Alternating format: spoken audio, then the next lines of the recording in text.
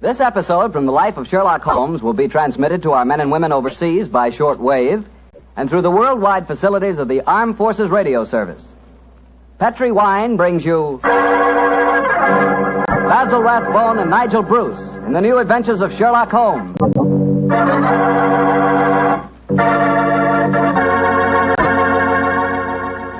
The Petri family, the family that took time to bring you good wine, invite you to listen to Dr. Watson tell us another exciting adventure he shared with his old friend, that master detective, Sherlock Holmes. And as for me, well, I'd like to tell you that a time like right now is the perfect time for a glass of Petri California port. After you've had a good dinner, boy, Petri port is a real topper. That rich, deep red Petri port is really an extraordinary wine. Even its color's different. And as for its flavor, well, it'll take a better man than me to describe that. Petri port is a hearty wine, sure. And every other quality that you look for in a good port, you'll find in Petri port, and then some.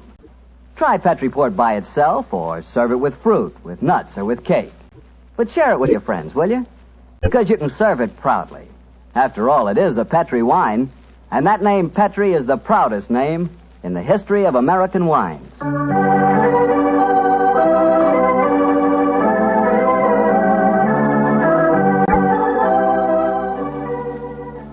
And now let's visit our old friend and host, Dr. Watson. Good evening, Mr. Bartell. Good evening, Doctor. Settle yourself down and get your pipe going. Thanks.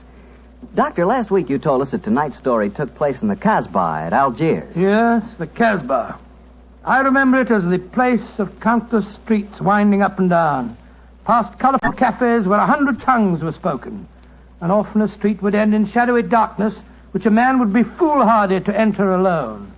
Yes, Mr. Bartell, that was the Casbah that Sherlock Holmes and I knew in that winter of '99. Well, how did you happen to be out there, Doctor? Do you mind if I tell you the story from the start, Mr. Bartell? It really began on a wintry night in Baker Street at the conclusion of a strange murder in Montrevor Castle. A charming young girl sat on the sofa of our lodgings in Baker Street and talked to us. But, Mr. Holmes, you can't say you'll have nothing more to do with the My dear Miss Montrevors. Stretfield, I found the true murderer of the Dowager Countess and committed suicide. Surely the case is ended. Yes, Mr. Holmes, you found the real murderer. But now I want you to find the unfortunate young man who fled England 5 years ago when he was suspected of a crime. This is a new development, Miss Stretfield. Please tell us about it. It's Douglas Milton that I'm talking about. Oh, yes. He was the heir to the title, wasn't he? Yes, Mr. Holmes. He was a sensitive, artistic boy, and when he knew that he was under suspicion, he ran away. Mm-hmm. Of course, everyone regarded his flight as an admission of guilt. That is, until you found the real culprit, Mr. Holmes. I imagine, Miss Stretfield, that your interest in the missing boy is not entirely, shall we say, altruistic? I'm in love with him, Dr. Watson. Oh. We were engaged to be married when he ran away. Mr. Holmes, you've got to find him. He must know that his name has been cleared and that he's inherited the title. Miss Stretfield, have you any direct news, any letter from your fiancé since he left 5 years ago? None. Any clues as to his hiding place? Only this. It's a painting I received anonymously a year after he had left. Oh. It was sent from a forwarding address in London. Here it is, Mr. Holmes. Thank you. Small oil painting. Very good one, too, I say. Yes. He's a splendid sense of composition, and his use of color is unusually brilliant. You recognize this painting as the work of your fiancé, Miss Stretfield? I'm certain of it. Yes. Wonderful use of color. Observe the delicate shadings of that sunset and the brilliant green of the oasis. This scene is extraordinarily reminiscent of the desert in North Africa. Yes, that's what made me say I was certain he'd gone abroad, Mr. Holmes. But why should he go to North Africa? A good place, Watson, for an Englishman who imagines himself to be escaping justice. Remember, the Foreign Legion is stationed there. You think he might have joined the Legion, Mr. Holmes? It would seem logical. No question to ask to those who join it, and its colorful obscurity might easily appeal to a young fellow in trouble. Hello. What is it, Holmes? Quite a few grains of sand between the canvas and the frame here. Miss Stretfield, do you mind if I pry the canvas loose? Do anything you like, Mr. Holmes, if it gives you any clue to Douglas's whereabouts. Give me your penknife, will you, Watson? Yeah. Thanks, old chap.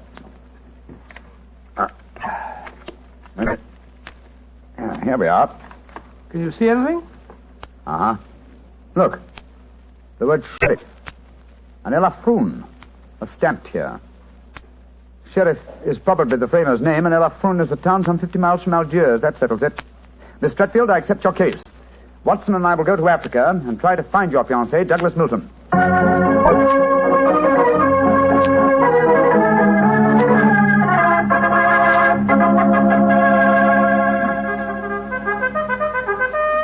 Monsieur Sherlock Holmes and Dr. Watson. I have heard of you so often, but I never thought I should see you here at the headquarters of the Foreign Legion. What can I do for you, gentlemen? Well, Colonel Brisson, I'm trying to trace an Englishman who has been missing during the past 4 years. I have reason to believe that he might have joined the Legion. Yeah, I shall look in my records. Let me see. 4 years ago would be 1895. If Sherlock Holmes is tracking him, then I suppose he was in trouble in his own country. If he was in trouble, he might easily have come to us. We ask no questions. 97, 96, 95. In that year, 3 young Englishmen joined us. One of them died of dysentery 2 years ago in Sidi Raji. One of them deserted 18 months ago, and we have been unable to trace him. The third is my adjutant who brought you into my office just now. And he is, I would say, about 3 inches shorter than Douglas Milton. And men do not shrink in the Foreign Legion, eh, Colonel? They do not, Monsieur Holmes. And the fellow who deserted must be our man. Unless it's the one who died of dysentery. Colonel de Brisson, how would you advise us to set about trying to find a deserter? Monsieur Holmes, there's only one place in Algeria where a man can hide from the Foreign Legion and remain hidden. Oh, and what's that place? The Casbah in Algiers. Then that's our destination, Watson. Be very careful, please, gentlemen. The Casbah is a place where the law is exiled. The police have no jurisdiction there. The only rule is that of strength, violence, and trickery. We shall be very cautious, I assure you. Goodbye, Colonel de Brisson, and thank you for your help.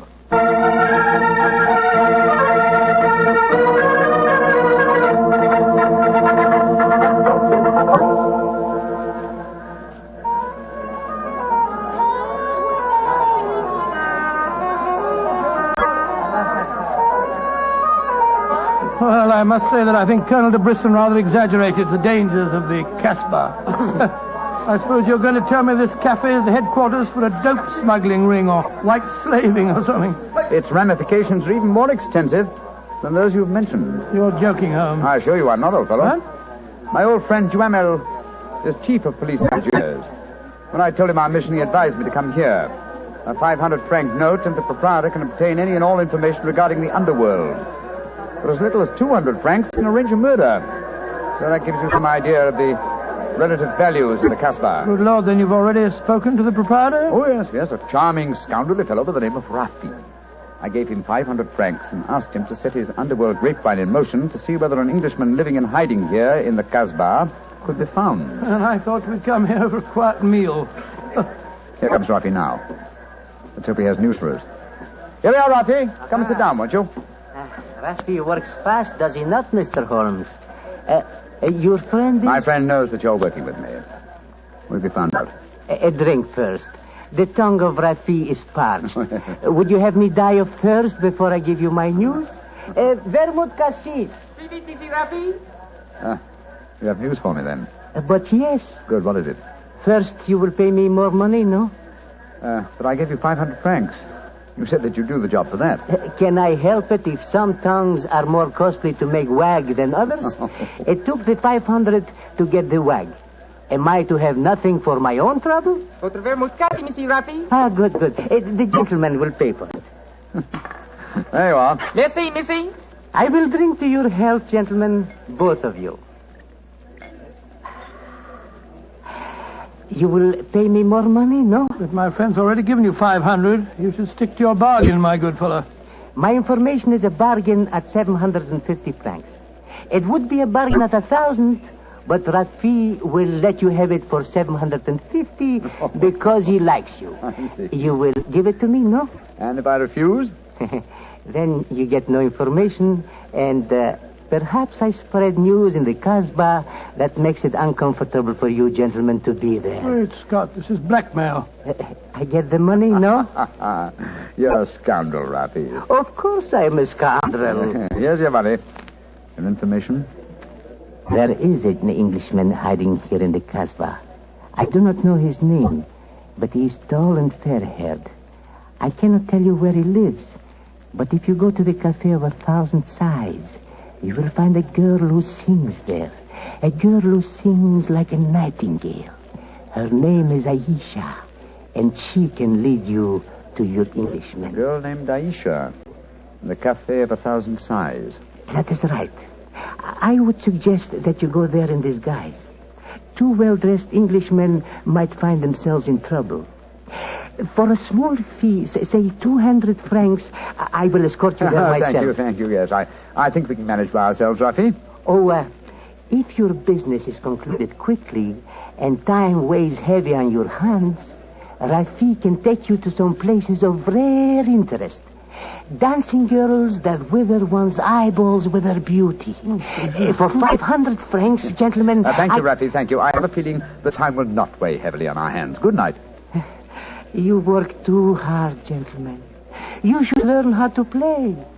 Good night. On my soul, I think that fellow's the biggest blackguard I ever met.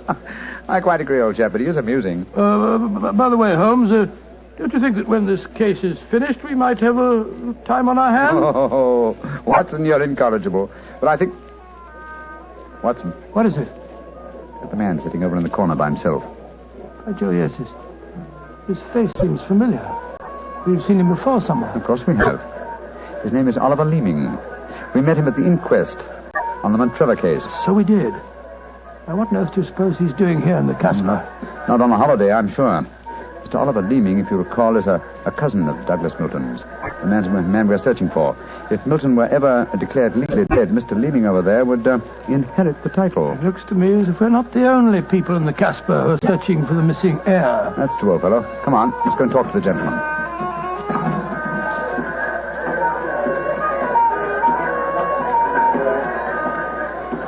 Mr. Oliver Leeming, how very odd to meet you here. Well. Sherlock Holmes and Dr. Watson, won't you sit down? Thank you. World's a small place, isn't it? Or has somebody said that before? I wondered if you'd spot me over here in the corner. Oh, you saw, sir. Of course. You seem to be in such deep conversation with that scoundrel Rafi.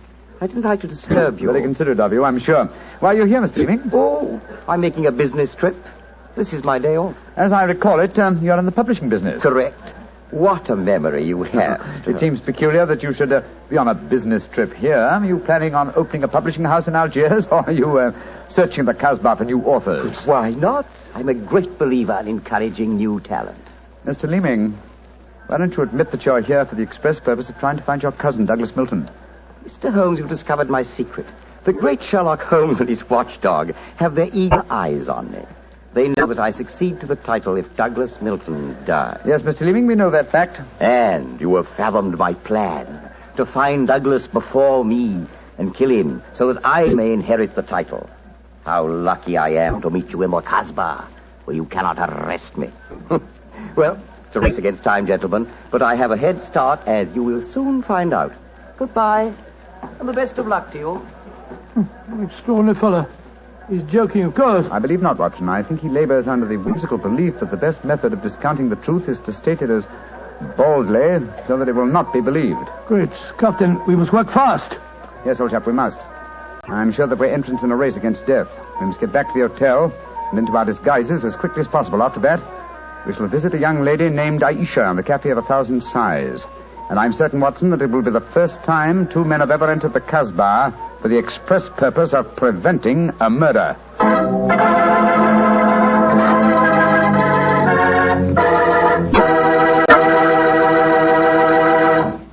We'll hear the rest of Dr. Watson's story in just about a second, which gives me time to remind you that if you like the flavor of big, plump, juicy Muscat grapes, you'll love the flavor of Petri California Muscatel. What a wine. Petri Muscatel is the perfect after-dinner wine. It looks good, smells better than it looks, and when it comes to the taste department, well, you never tasted anything like it. For a really good wine, remember first Petri, then Muscatel. Petri Muscatel. Well, Doctor, I can hardly wait to hear what happened next. You and Sherlock Holmes went back to the hotel, I suppose. Yes, Mr. Bartell. Holmes quickly adopted the disguise of an Arab guide, while I assumed the role of a tourist. And we started off on our search. Outside the Cafe of 1,000 Sighs, we met with the rude shock. Good Lord. It's the fellow we met in the cafe. Yes, Oliver Leeming, with a knife between his shoulders. He's dead, Holmes. Shouldn't we get into touch with the police? What can they do? Remember, there is no law on the Casbah. In any case, this man is beyond our help. Our job is to protect the living. Come on, old fellow. Let's go to the Cafe of 1,000 Sighs and find this girl, Aisha. The girl, Rafi says, sings like a nightingale. Comme un oiseau qui chante Je l'appelle ma petite bourgeoise, ma ton kiki, ma ton kiki, ma ton kinoise. Il y en a d'autres qui me font le doux yeux, mais c'est elle que j'aime le mieux.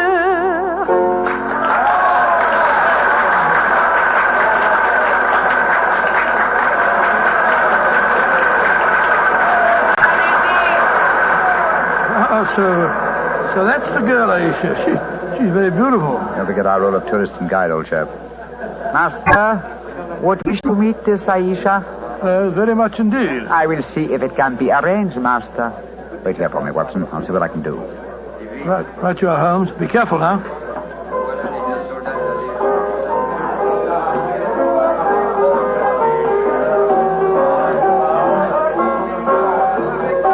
Mademoiselle Aisha? What you want, greasy one? There is an Englishman at the table over there. He wishes to talk to Aisha. Which one is he? The man who sits at the table in the corner. He is very rich, Aisha, and he admires you a great deal. He told me to give you this 500-franc note. So? Very well. You may bring him to my rooms. The door is at top of stairway, to the right. Good, Aisha. I fetch him. I shall be waiting.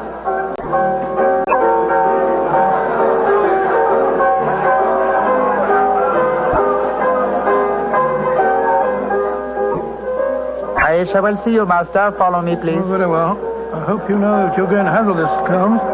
Don't worry, Watson. In this case, I think honesty will be the best policy. Well, I'm not so sure. This place is a thieves' kitchen if ever I saw one.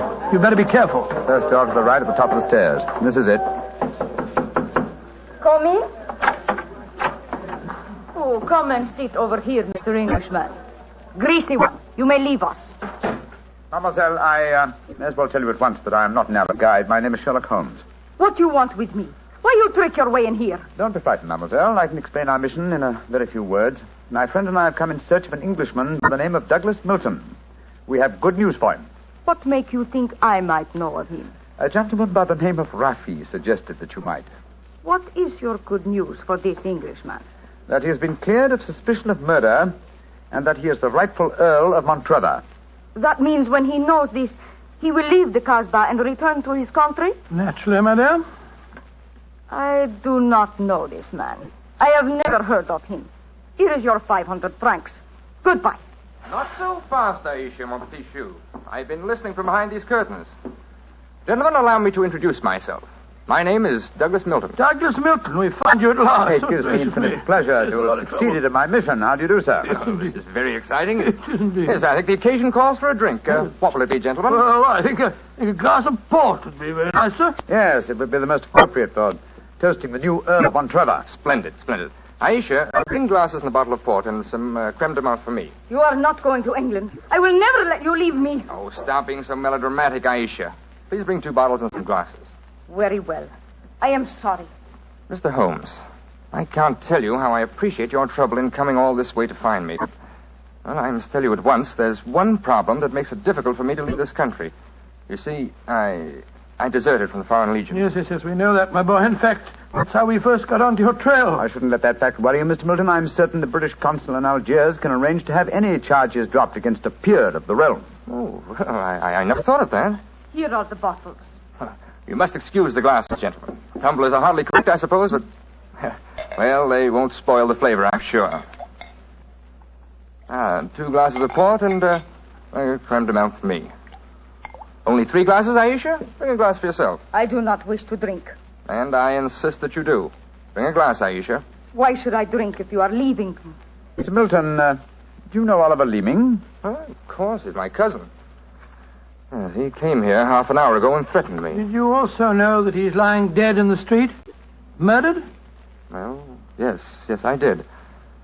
If we went in the Kasbah, I wouldn't tell you this, but Aisha stabbed him. She followed him when he left here. He killed him and then slipped back just in time to sing a song a few moments ago. Oh, you needn't look so shocked, Dr. Watson. Life is cheap in the Kasbah, and Aisha is a girl of violent passions. Come on, let's drink. A toast to the new Earl of Montrevor. Oh, excuse me, sir. You took the wrong glass. You were drinking my port. Oh, silly mistake. I can't bear port. Very English of me, I'm afraid, but, well, After all these years, I don't feel particularly English. In fact, I'll probably find it very hard to adjust myself to the old life when I go back. Or perhaps I should say, if I go back. Since you feel that way about it, Mr. Milton, why go? You can claim the title and the revenues of the estate without leaving Algeria. You could stay here and live on the income. I didn't realize that would be possible. You sure I could do that? Oh, yes, I'm quite certain of it. But if you doubt my word, I suggest we all adjourn to the British consulate in Algiers. They can put you straight on the matter. That's a good idea. Let's go over there at once. Now I've been listening to you, my friend. You're planning to leave me. Once you go from the Kasbah, I shall never see you again. Put down that knife, Aisha. I will not let you go. You belong to me. If you try to leave me now, I will kill you. Put down that knife, Aisha. You've done enough damage for one night. Put it down, you fool. Put it down. Let me go. Let me go. She twisted the knife on herself as she fell. Holmes, help me turn her over. She's dead, Mr. Milton. Poor Aisha. It's a bloody path that leads to the Montrevor title, sir. I suggest that we see that this poor girl's body is taken care of. Then go to the British consulate without any further delay.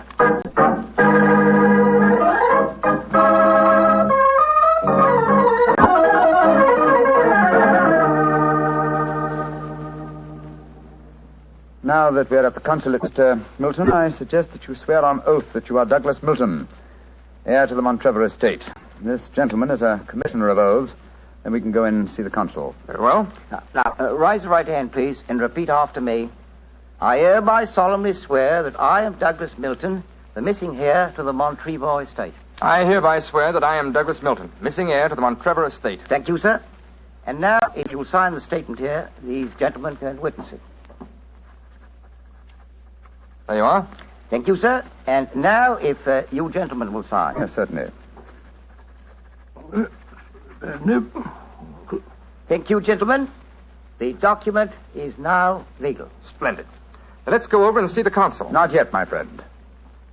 Watson, this man is not Douglas Milton. What the devil are you talking about? There is no law in the Kasbah, sir, so you cannot be punished for the two murders you committed there. But now that your avarice has tempted you here to Algiers, where you've been foolish enough to sign a false statement, I think we can at least settle you very nicely for desertion, false impersonation, forgery, and perjury. What do you mean? The story should be obvious, old fellow. Oliver Leeming did track down the deserter. Recognition was uncertain after so many years, but at least it gave this gentleman the idea of impersonating the real Douglas Milton, a friend of his. You have a lively imagination, Mr. Holmes. The real Douglas Milton died of dysentery 2 years ago in Sidi El Raj. As soon as the idea of impersonating Milton was born, Leeming had to die. Your theories are very interesting, but you haven't a shred of proof. I say that I'm Douglas Milton. How are you going to prove otherwise? Very simply, my dear sir. Douglas Milton was a painter. A painter who excelled in the use of vivid colors. You, sir, suffer from the quite common malady of red-green color blindness. Less than an hour ago, you mistook a glass of port, which is red, for a glass of creme de menthe, which is green. I knew at once that you were an imposter. You're cleverer than I thought you were, Holmes. Goodbye. Here, come back. No, Watson. Don't go after him. But we can't let him escape, Holmes. Don't worry, old chap. He won't escape. I sent a message to Colonel de Brisson. If you go to the window, I think you'll find that the consulate is being watched. The Legion has a long memory for desertion. I don't think he'll get very far. They got him, Holmes. Shot him as he was trying to run away. A just death for him. He lived a life of violence and treachery, Watson. It's only fitting that he should die in the same manner.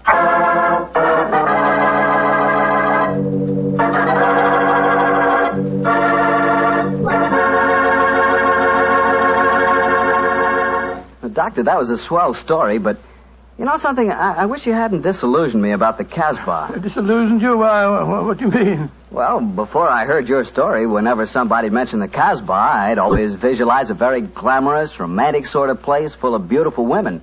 Every one of them a ringer for Hedy Lamarr. No. Yep. And I could just see myself, handsome, dashing, going up to one of those beautiful girls and whispering in my fine French accent, "Darling, you are sensational. You are lovely. Gorgeous. Tell me, have you ever tried Petri wine? It's wonderful." Well, you must admit, Doctor, that is the truth. It is wonderful wine. It certainly ought to be. You're incorrigible. After all, winemaking has been the business of the Petri family ever since way back in the 1800s. For generations, the Petri family has handed down from father to son, the fine art of turning luscious, sun-ripened grapes into fragrant, delicious wine. And don't forget, because the making of Petri wine is a family affair, the letters P-E-T-R-I on a bottle of wine are the personal assurance of the Petri family that every drop of wine in that bottle is good wine. So no matter what type wine you prefer, for any occasion, remember you can't go wrong with a Petri wine because Petri took time to bring you good wine. Well, Doctor, now I suppose you're ready to tell us about next week's story? Yes, and as soon as I have, I want you to meet a friend of mine. Friend? Yes, but first, Mr. Bartell, next week I'm going to tell you an adventure in which for once Holmes came off second best. An exciting story of high society and romance. I call it A Scandal in Bohemia. Boy, that sounds swell. And now what about your friend? Well, he's waiting at the microphone in San Francisco. He's Dr. Langley Porter, and he wants to tell us about something very important. Dr. Langley Porter. Thank you, Dr. Watson. Radio listeners, tonight in Italy there are thousands, many thousands, dying of cold and hunger. Babies, children, expectant mothers, old folks, dying for want of clothes, want of food. This organization, American Relief for Italy, appeals to you to search your homes for anything that can be made useful for starving, freezing men, women, children. Clothing, layettes for babies, diapers, shoes, food, surgical supplies, but above all, clothes, clean clothes, fit to wear. Take them to the nearest fire station. That your gifts will reach the Italians who need them, you may be sure. Americans of this organization will distribute the packages in Italy through the Italian Red Cross, the Catholic Relief Organization, the League of Italian Women, the Confederation of Italian Labor, and the Italian government. In California, rationing has gone. Christmas comes. There, in Italy, death is on the prowl. Radio listeners, lives can be saved. It's up to you. Thank you, Dr. Langley Porter. I know that our friends listening in will do all that they can to help the organization American Relief for Italy. Tonight's Sherlock Holmes adventure is written by Dennis Green and Anthony Boucher and was suggested by an incident in the Sir Arthur Conan Doyle story, The Crooked Man. Music is by Dean Fossler. Mr. Rathbone appears through the courtesy of Metro-Goldwyn-Mayer and Mr. Bruce through the courtesy of Universal Pictures, where they are now starring in the Sherlock Holmes series. This is the Mutual Broadcasting System.